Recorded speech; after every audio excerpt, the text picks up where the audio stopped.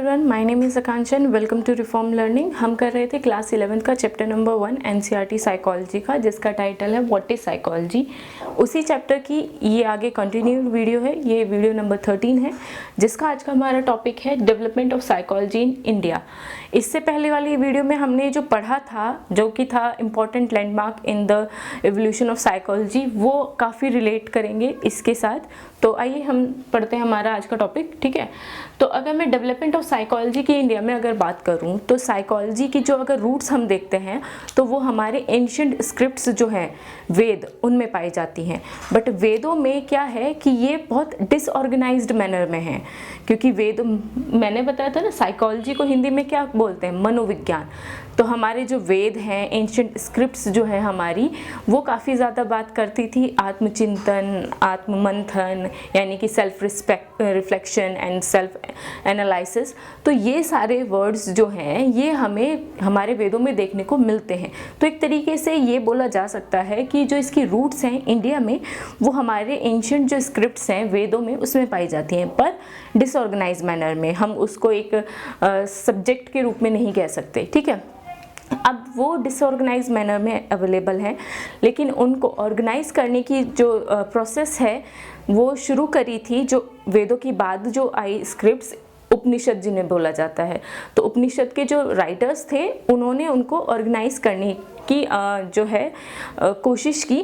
फिर उसके बाद इंडियन फिलोसफर जैसे कि मनु हो गए, ठीक है, उन्होंने, और बाकी जो इंडियन फिलोसफर्स हैं, उन लोगों ने क्या करा, उनको उपनिषदों से और लेकर उनको और बेटर तरीके से ऑर्गेनाइज करने की कोशिश करी अपनी अपनी बुक्स में। और इस तरीके से एंशिएंट जो स्क्रिप्ट है, वेदों से निकलते निकलते आज हमारी जो साइकोलॉजी है इंडिया में, वो मॉडर्न साइकोलॉजी के रूप में इस्टेब्लिश हुई। लेकिन अभी जो हमारे पास इंडिया में जो मॉडर्न साइकोलॉजी है, अगर मैं बात करूं कि उसकी स्थापना की बात करूं, उसके इन्फ्लुएंस, वो किससे इन्फ्लुएंस है, इस बारे में बात करूं, तो वो ज़्यादातर इन्फ्लुएंस किससे थी इनिशियल स्टेज पर? वो ज़्यादातर इन्फ्लुएंस थी वेस्टर्न साइकोलॉजी से, वेस्टर्न साइकोलॉजिस्ट के विचारों से। ठीक है, तो अब बात करते हैं हम क्रॉनिकल ऑर्डर में कि किस तरीके से इंडिया में साइकोलॉजी आई और कैसे आज वो अपने इस स्वरूप में पहुंची है। ठीक है, तो सबसे पहले 1915 में साइकोलॉजी का जो एक्सपेरिमेंटल साइकोलॉजी का जो सिलेबस है, मतलब साइकोलॉजी एक अलग से डिपार्टमेंट नहीं, बल्कि फिलॉसफी के डिपार्टमेंट के अंदर ही 1915 में एक्सपेरिमेंटल साइकोलॉजी का सिलेबस इंट्रोड्यूस किया गया था कलकत्ता यूनिवर्सिटी में। ठीक है, उसके बाद 1960 में फर्स्ट साइकोलॉजिकल लैब की स्थापना करी गई। किनके द्वारा? बाय डॉक्टर नरेंद्र नाथ सेनगुप्ता के द्वारा। ये इंडिया की पहली साइकोलॉजिकल लैब है, जिसकी स्थापना डॉक्टर नरेंद्र नाथ सेनगुप्ता के द्वारा की गई थी 1960 में, अगेन कोलकाता यूनिवर्सिटी में।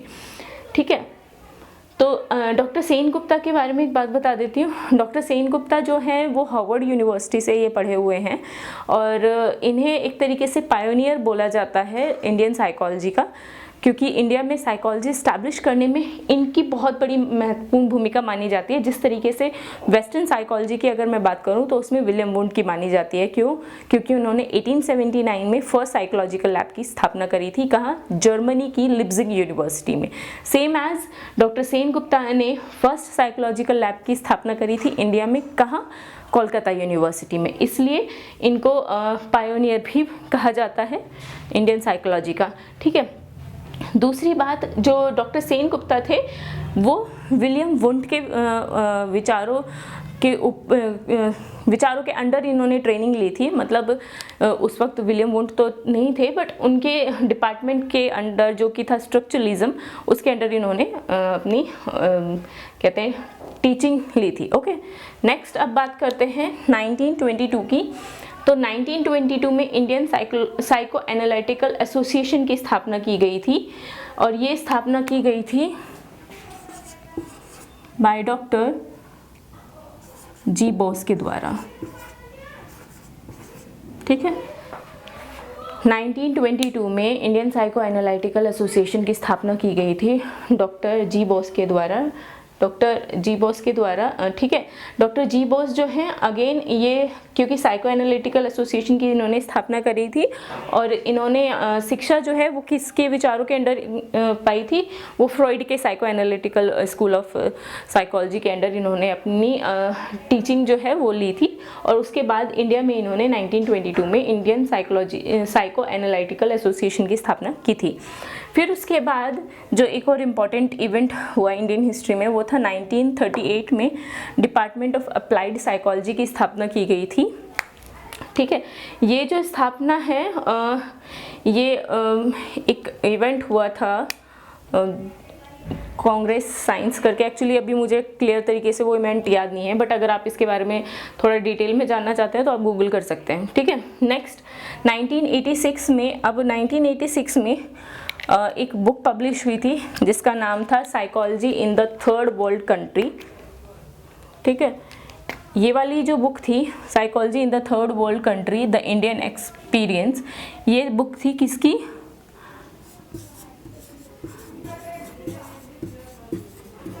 दुर्गानंद सिन्हा।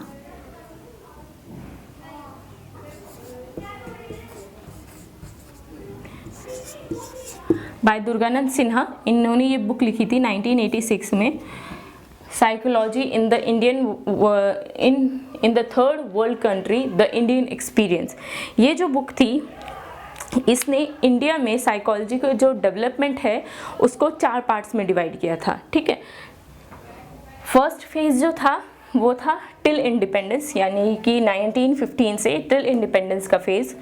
नेक्स्ट फेज़ जो इन्होंने बताया था वो था इंडिपेंडेंस से लेके 1960 का फेज़। थर्ड फेज़ जो इन्होंने बताया था वो था 1960 से लेकर 1970 के लास्ट तक का फेज़। और फिर फोर्थ फेज़ जो इन्होंने बताया था वो 1970 के लास्ट से लेकर आगे का फेज़ था। तो दुर्गानंद सिन्हा ने 1986 में अपनी एक बुक पब्लिश करी थी psychology in the third world country the Indian experience. उसमें उन्होंने डेवलपमेंट को, साइकोलॉजी के डेवलपमेंट को इंडियन कॉन्टेक्स्ट में 4 फेजेस में बांटा था। ठीक है, फर्स्ट फेज़ जो था वो था डेवलपमेंट का।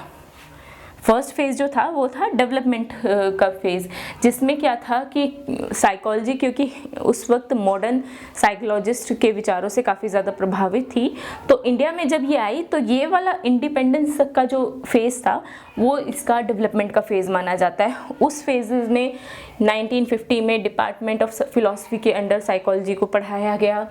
1960 में साइकोलॉजिकल लैब की स्थापना की गई डॉक्टर NN सेनगुप्ता के द्वारा। ठीक है, 1922 में इंडियन साइको एनालिटिकल एसोसिएशन की स्थापना करी गई जी बोस के द्वारा। 1938 में डिपार्टमेंट ऑफ अप्लाइड साइकोलॉजी की स्थापना की गई। ठीक है, तो इस तरीके से ये जो कुछ भी घटनाएं, इवेंट्स हो रहे थे, ये सब किस लिए हो रहे थे? साइकोलॉजी के डेवलपमेंट के लिए। यानी कि बेसिकली अगर हम देखें तो यहाँ पर ये जो ईयर था, इंडिपेंडेंस तक का जो वक्त था शुरुआत से लेकर, उस वक्त में एक्सपेरिमेंट की सहायता से, साइको एनालिसिस के हेल्प से, रिसर्च के थ्रू क्या किया जा रहा था? साइकोलॉजी को डेवलप किया जा रहा था इंडिया के लिए। ठीक है, नेक्स्ट, अच्छा, ये सारी जो चीज़ें हैं डेवलपमेंट ऑफ साइकोलॉजी, ये यहाँ पर ये घटनाएं क्यों घट रही थी? क्योंकि वेस्टर्न जो कॉन्टेक्स्ट की अगर हम बात करें तो उसमें भी बहुत सारी चीज़ें घट रही थी। क्योंकि वेस्टर्न कॉन्टेक्स्ट में भी क्या था कि 1947 तक टिल इंडिपेंडेंस, यानी 1947 तक का जो ईयर था साइकोलॉजी के कॉन्टेक्स्ट में अगर हम देखें तो वो ईयर ऑफ डेवलपमेंट का ही था। कैसे? 1879 में पहले तो विलियम वुंड के द्वारा फर्स्ट साइकोलॉजिकल लैब की स्थापना करी गई। फिर 1890 में क्या हुआ कि है ना, जो ये है विलियम जेम्स, उनकी first book principle of psychology I. फिर 1895 में फंक्शनलिज्म की स्थापना हुई। फिर 1900 में सिगमंड फ्रॉइड के द्वारा साइको एनालिसिस की स्थापना की गई। ठीक है, और फिर उसके बाद इवान पावलोव को जो नोबेल प्राइज़ मिला। और फिर उसके बाद बाकी जितनी भी ये सारी जो घटनाएं घट रही थी वेस्टर्न कॉन्टेक्स्ट में, वो सारी घटनाएं इंडिया में भी साइकोलॉजी के डेवलपमेंट को प्रभावित कर रही थी। क्यों? क्योंकि इंडिया में भी जो साइकोलॉजी था वो उस वक्त वेस्टर्न जो इन्फ्लुएंस से काफ़ी ज़्यादा प्रभावित था, क्योंकि वहीं से ये इंडिया में आया था। ठीक है, नेक्स्ट मॉडर्न साइकोलॉजी की मैं बात कर रही हूँ यहाँ पे, ठीक है। फिर आता है सेकंड फेज़, जिसकी दुर्गानंद सिन्हा जी ने अपनी बुक में बात करी थी। वो सेकंड फेज़ जो है वो इंडिपेंडेंस से लेके 1960 का फेज़ माना जाता है।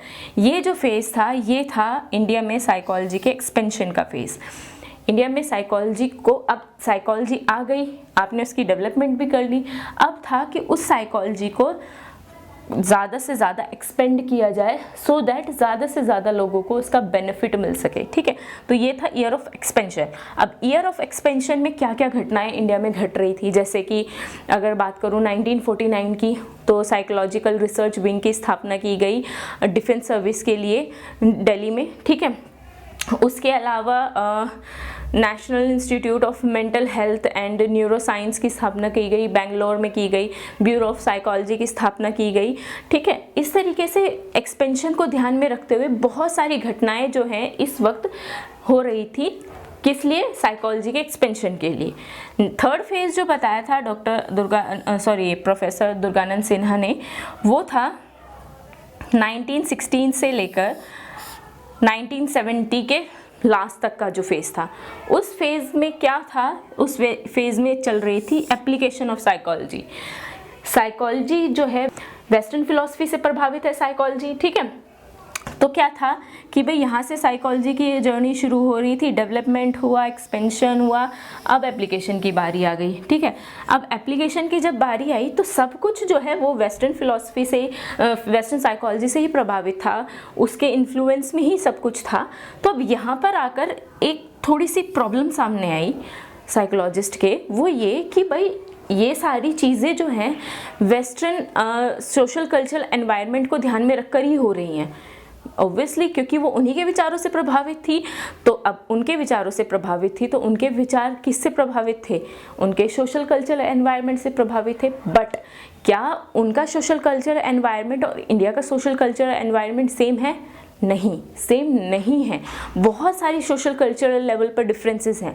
अब वो डिफरेंसेस जब एप्लीकेशन की बारी आई, चलो आपने यहाँ पे डेवलपमेंट भी कर लिया, एक्सपेंशन भी कर लिया, लेकिन जब अप्लाई करने की बारी आई तो ये देखा गया कि वो जो सोशल कल्चरल डिफरेंस है ना, वो यहाँ पर प्रॉब्लम क्रिएट कर रहा था इंडियन कॉन्टेक्स्ट में। क्यों? क्योंकि जो चीज़ें वहाँ पर, वहाँ की सोसाइटी में, वहाँ की सोशल कल्चरल एनवायरनमेंट में जो एक्सपेरिमेंट्स हैं या जो रिसर्च हैं वो ट्रू साबित हो रही थी, वो यहाँ पर उतनी ट्रू साबित नहीं हो रही थी बिकॉज ऑफ द डिफरेंस, ठीक है। तो यहाँ पर अब बात की जाने लगी, यहाँ से बात शुरू हुई कि भाई जो साइकोलॉजी का है इंडिया में जो फ्रेमवर्क है ना, वो वेस्टर्न से हटाकर उसको इंडियन सोसाइटी, इंडियन कल्चरल जो एनवायरनमेंट है उसके अकॉर्डिंग किया जाए। तो यहाँ से बात शुरू हुई उसके एप्लीकेशन की। जब इंडियन साइकोलॉजी के डेवलपमेंट की बात करें, अगर इंडियन साइकोलॉजी के कॉन्टेक्स्ट की बात करें, तो यहाँ पर अब बात होनी शुरू हो गई थी उसको इंडियन फ्रेमवर्क में सेट करने की, ठीक है। उसके बाद आया फोर्थ फेज़, ठीक है, जो कि 1970 के लास्ट से शुरू हुआ था। ये फेज़ था इंडियन साइकोलॉजी के फ्रेमवर्क को पूरी तरीके से इंडिजिनाइजेशन करने का, यानी कि उसको कंप्लीटली भारतीय परिप्रेक्ष्य में ढालने का, ठीक है। तो इसके लिए अब क्या किया जाने लगा? अब जैसे कि मैंने आपको स्टार्टिंग में ही बताया था वीडियो के कि इंडिया में अगर साइकोलॉजी की, आपकी रूट्स की अगर मैं बात करूं, तो वो पाई जाती हैं हमारी एंशिएंट स्क्रिप्ट, यानी कि हमारे वेदों से, ठीक है। तो अब जब बात आई कि भाई उसको हम वेस्टर्न जो फ्रेमवर्क है उससे हटाकर हम इसको इंडियन फ्रेमवर्क पे सेट करेंगे। क्यों? क्योंकि वो एप्लीकेशन में प्रॉब्लम कर रहा है, पूरी तरीके से वो चीज़ अप्लाई नहीं हो रही, ये प्रॉब्लम क्रिएट कर रहा है। एप्लीकेशन ही जब सही से नहीं होगी तो लोगों को इसका बेनिफिट मिलेगा कैसे? तो इस चीज़ को ध्यान में रख के जब आई बात कि उसको इंडियन फ्रेमवर्क में सेट करेंगे साइकोलॉजी को, तो अब बात आई कि सेट तो करेंगे, वो बात तो सही है, बट करेंगे कैसे? मतलब कुछ तो आपके पास ब्लूप्रिंट होना चाहिए ना, कुछ तो ऐसा कहते हैं ना कि कुछ तो ऐसा रास्ता दिखना चाहिए कि जिस पे आप आगे बढ़ोगे, ठीक है। बात तो आप कर रहे हो, वो बात सही है, लेकिन करोगे कैसे? तो फिर सहायता ली गई हमारे जो एंशिएंट स्क्रिप्ट है, वेदों की, उपनिषदों की, जो हमारे फिलोसफर्स की जो बुक्स हैं उनकी सहायता ली गई, उनकी अप्रोचेस का इस्तेमाल किया गया इंडियन फ्रेमवर्क को सेट करने के लिए साइकोलॉजी का, ठीक है। तो इस तरीके से जो दुर्गानंद सिन्हा जी हैं, उन्होंने अपनी book psychology in the third world country the Indian experience में डेवलपमेंट को साइकोलॉजी के इन 4 फेजेस में डिवाइड करा, जो कि बहुत मेरे हिसाब से बहुत अच्छे फेजेस हैं, ठीक है। और इन फेजेस में उन्होंने 4 फेजेस जो बताए, डेवलपमेंट, एक्सपेंशन, एप्लीकेशन और इंडिजिनाइजेशन। इन फेजेस से गुजर कर ही एक्चुअली साइकोलॉजी की जो आज स्वरूप है वो वैसा बन पाया है। तो आई होप आपको ये आज की वीडियो अच्छी लगी हो। आगे का हम नेक्स्ट टॉपिक करेंगे नेक्स्ट वीडियो में। Thank you so much.